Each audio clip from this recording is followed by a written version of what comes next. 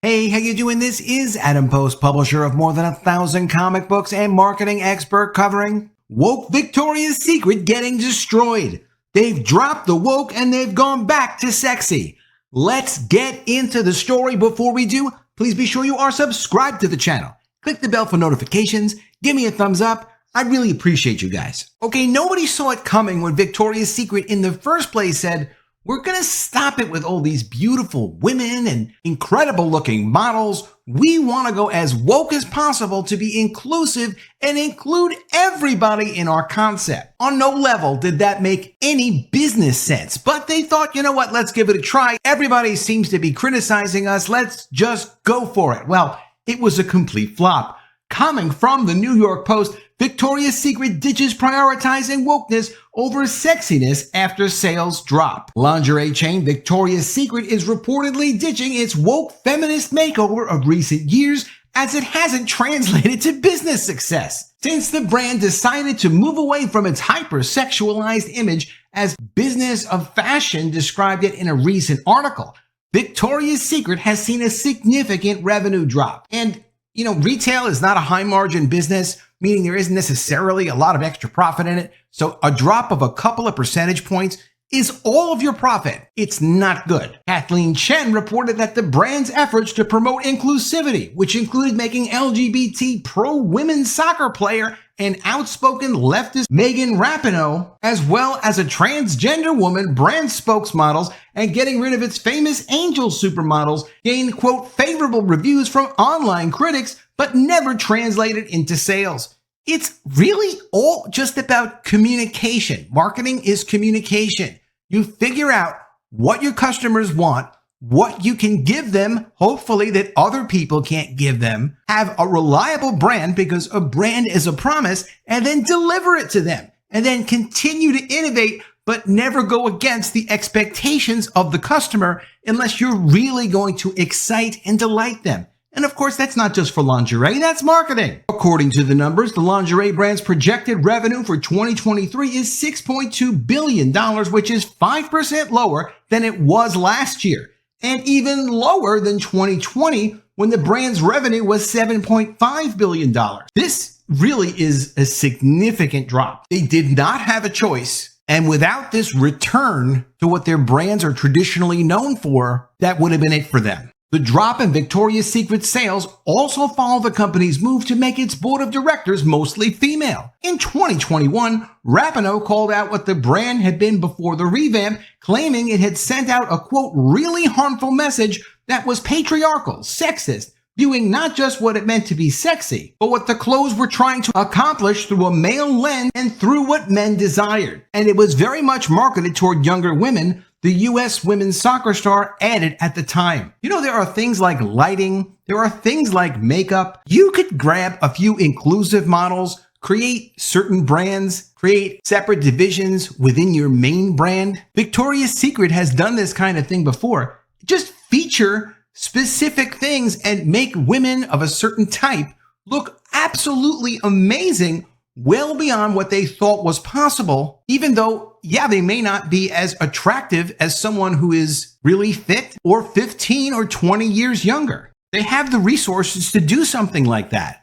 All of their customers can find something appropriate for them. But you can't go and trash your brand and try to turn it into something else just because Megan Rapinoe says something about it. In the fashion outlet, Chen noted that the lingerie company's attempt to stop the financial drain body-positive marketing was causing was to bring back its runway show format and blend the sexiness the brand had become famous for with some of its more inclusive initiatives.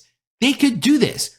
But again, they need to have it segregated away and somehow related to the overall brand. It's a little bit complicated, but it's necessary. She described the Victoria's Secret, the Tour 23, as a display that fell somewhere in between the personification of male lust of the brand's aughts era heyday and the inclusive utopia promoted by its many disruptors. Victoria's Secret and Pink brand president Greg Eunice summed up this new direction for the company, reportedly telling investors, quote, "Sexiness can be inclusive." He explained that sexiness can celebrate the diverse experiences of our customers, and that's what we're focused on. Chief Executive Martin Waters also reportedly admitted that inclusivity initiatives were not profitable for the company, stating, quote, "Despite everyone's best endeavors, it's not been enough to carry the day." According to Business of Fashion, the company's new goal is to, quote, "improve profitability and cross back over $7 billion in annual sales." To meet this objective, the brand plans to roll out activewear and swimwear, update its existing stores, and open up 400 new ones outside the US. I thought to myself, you know what, let me go check out their website and see what their website looks like. Maybe they've updated it to show this kind of new sexy look they've got.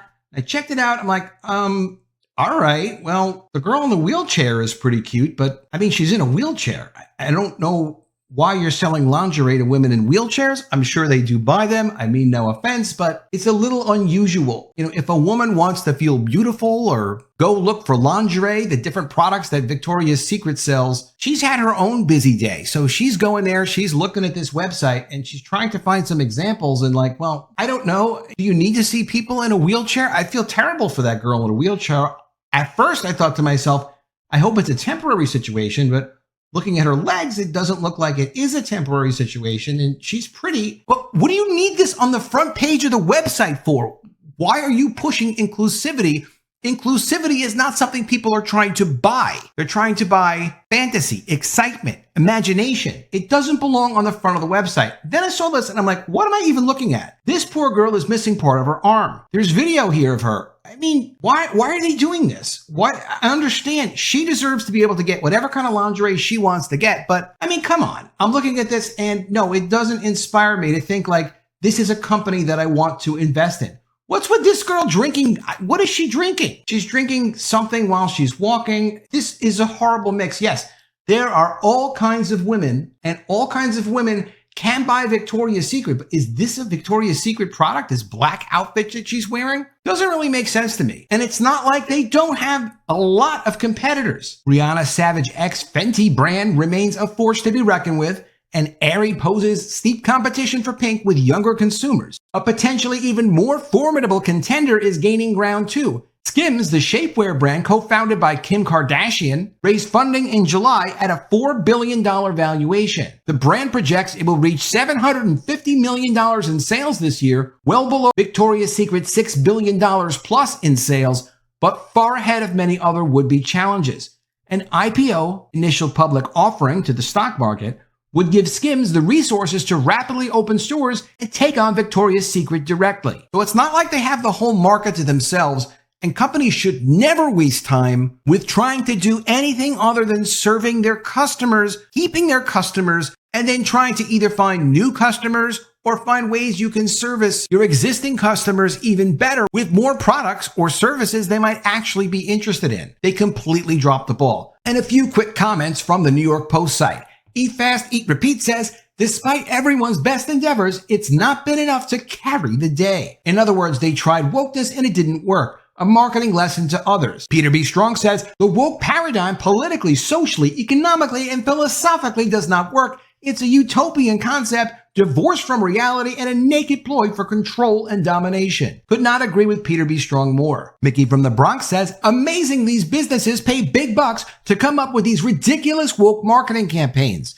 The average consumer could have told them this was a bad idea. You wouldn't think that women would want to be associated with their unbeautiful version of the Victoria's Secret brand either. I'm sure many women stopped shopping there when they started pushing this. Justin Continent says, quote, Justin Continent, that's no good. Hard to believe that obese women in lingerie didn't excite overwhelming sales numbers. This type of clothing should be for, quote, how we want to look rather than worst case scenario. Worst case scenario, he said. Freedom Ring says Wall Street and corporate America keep listening to the woke children instead of paying attention to the adults. Give Me a Reason says the America-hating Rapinoe delivers yet another death knell to a company's bottom line. Subway also tagged Rapinoe to an endorsement deal, and revenue plummeted to the point where franchises were closed, and now the brand is desperately looking for a buyer. Victoria's Secret should have known better. PV asks, what rocket scientist figured this out? Paul responds,